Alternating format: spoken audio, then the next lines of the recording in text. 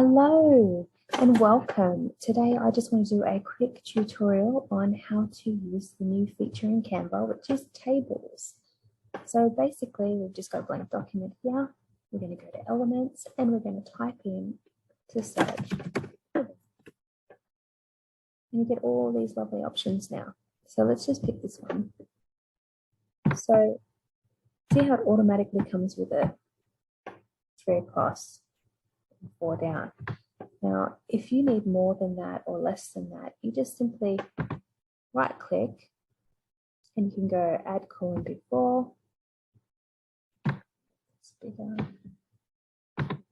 Go add column after. That's going to fit them in because I've just dragged that one. So it's adjusted the sizes. So you can move all the sizes. You can make like tick boxes or whatever you needed.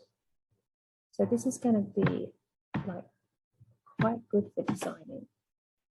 So you can also add rows. So you can change it by just right clicking. You can move things up and down. So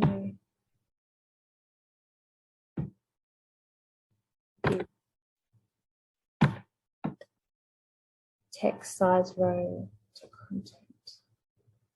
So if you click on these when you're actually in something, then you can just automatically put text in by double clicking. That's pretty cool. That worked that time? Yeah, that's good. It's testy sometimes on laptop, so text, isn't it? So then I suppose yeah, you can just make it bigger like you know. Okay. There we go. Anyway, I just wanted to jump on and quickly show you that that feature is now available in Canva, so that when you put text in like that and move it around, it all moves with it. So that's perfect. And that is going to be such a time saver for a lot of people. Now, if you've got any questions, drop them below and I'm happy to come back to you and answer them. Have a fantastic day.